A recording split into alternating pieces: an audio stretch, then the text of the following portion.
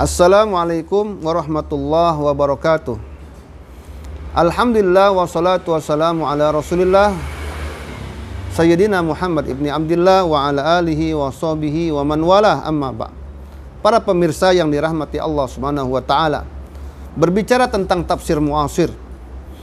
Tafsir muasir adalah suatu disiplin ilmu baru yang kini banyak dipelajari di dunia perguruan tinggi, terutama perguruan tinggi yang berorientasi kepada perguruan tinggi Timur Tengah. Apa landasan epistemologi tafsir muasir?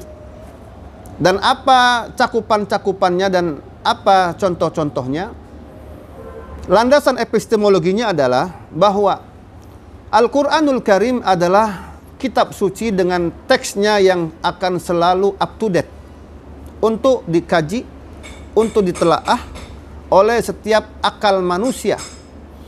Beragam apapun akal mereka, latar belakang mereka, apakah mereka seorang ilmuwan yang berlatar belakang kafa'ah syariah, ilmu syariat Islam, apakah dia seorang saintis, seorang ahli biologi, ahli kimia, ahli astronomi, ahli geologi, dan ahli ilmu-ilmu pengetahuan sains lainnya, maka Al-Quran akan selalu siap dilakukan kajian, penelitian. Sepanjang penelitian tersebut sesuai dengan metodenya, maka karya-karya mereka akan dinamakan dengan tafsir. Sebut saja sekarang kita bicara tafsir adabi wal istimai. Nah, tafsir adabi wal istimai adalah satu disiplin ilmu baru juga yang digagas oleh seorang ilmuwan modern yang bernama Profesor Amin Al-Khuli. Dialah yang pertama kali membangun paradigma, membangun metode tafsir adabi.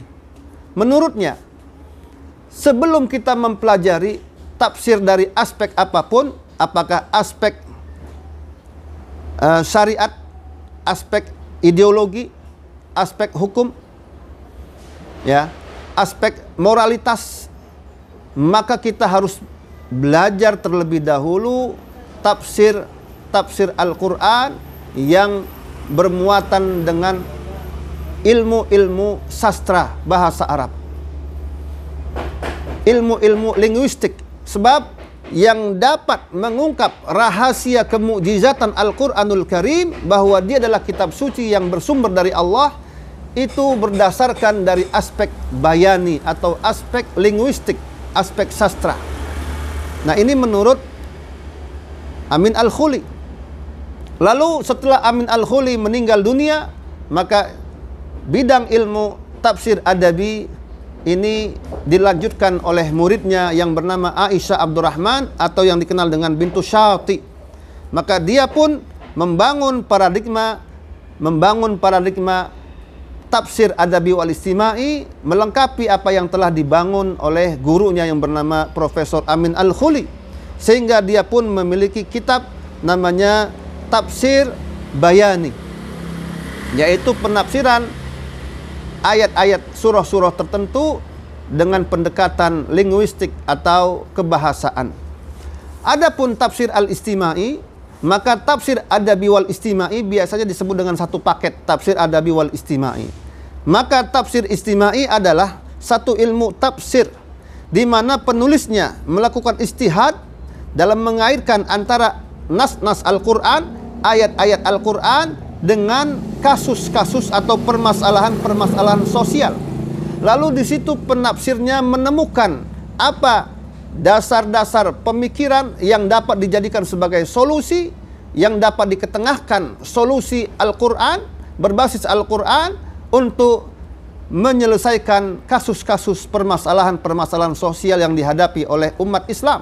Dari mulai masalah politik, masalah moralitas, masalah peradaban, masalah kebudayaan, ya, masalah sosial yang dihadapi oleh manusia, maka fokus mereka adalah mengaitkan antara ayat-ayat Al-Quran yang berbicara tentang masalah-masalah sosial, lalu dari ayat tersebut, penafsiran tersebut diambil benang merahnya atau diambil induk-induk pemikirannya, dijadikan sebagai solusi bagi permasalahan sosial yang dihadapi oleh manusia.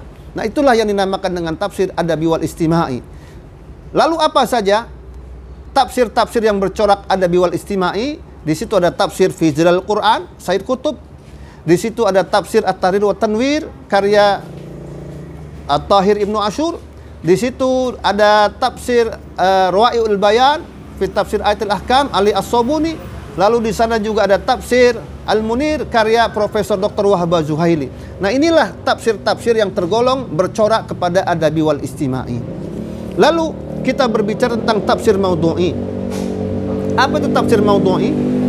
Tafsir maudhu'i adalah sebagaimana menurut Profesor Dr. Mustafa Muslim, suatu ilmu yang membahas atau yang mencakup tentang kasus-kasus atau permasalahan-permasalahan menurut maksud-maksud Al-Quran atau tujuan-tujuan Al-Quran melalui studi atas terhadap satu surah Al-Quran atau lebih.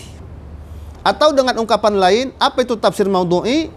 Yaitu satu tafsir yang mencakup tema dalam satu surah atau mencakup satu tema yang termuat dalam Al-Quran secara keseluruhan. Maka inilah definisi atau pengertian tafsir al-maudhu'i. Di antara karya-karyanya yang terkenal adalah tafsir maudhu'inya karya atau milik Muhammad Al-Ghazali. Dia menafsirkan beberapa surah-surah pilihan, ditafsirkan melalui pendekatan tafsir tematik atau tafsir maudhu'i. Lalu juga ada karya Yusuf Al-Qaradawi. Dia punya karya namanya As-Sabru fil Quran, Al-Jihadu fil Quran umpamanya, atau Al-Hayatu fi Quran, dan seterusnya. Al-Aqlu wal Ilmu fil Quranil Karim. Maka ini termasuk bidang atau karya atau kajian tafsir maudhu'i. Kemudian, apa itu tafsir ilmi? Tafsir ilmi menurut penjelasan Dr. Fahad Ar-Rumi bahwa pengertian atau definisi tafsir ilmi adalah kesungguhan seorang mufassir dalam menyingkap kaitan atau hubungan antara ayat-ayat Al-Quran yang berbicara tentang fenomena-fenomena alam dengan temuan-temuan ilmu eksperimental, dengan satu metode atau cara yang dapat menampakkan aspek kemukjizatan Al-Quran secara saintis, secara ilmi, secara ilmiah, secara sains, dan menunjukkan atas keaslian sumber kitab suci tersebut dan kelayakannya pada setiap tempat dan pada setiap zaman. Nah, inilah pengertian tafsir al-ilmi. Maka muncullah dewasa ini tafsir ilmi yang ditulis atau digagas oleh Profesor Dr. Zaglul An-Najjar umpamanya. Dia punya selekta pilihan-pilihan tafsir ilmi.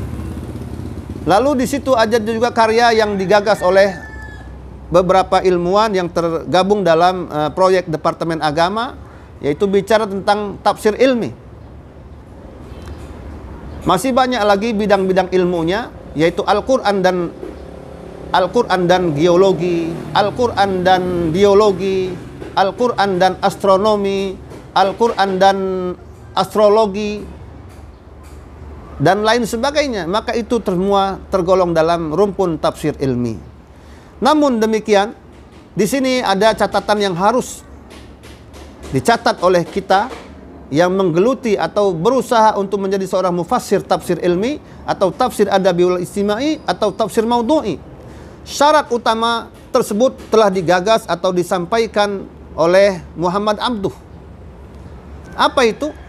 Bahwa ketika kita menafsirkan tafsir dengan corak ilmi, sains, dengan corak adabi wal istimai, dan dengan corak tematik, maka satu yang harus kita pegang.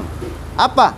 Yaitu bahwa mufassir tersebut ketika melakukan kajian-kajian tafsir ilmi atau tafsir adabi wal istimai atau tafsir maudhu'i, maka dia tidak boleh menyimpang dari tujuan utama itu sendiri.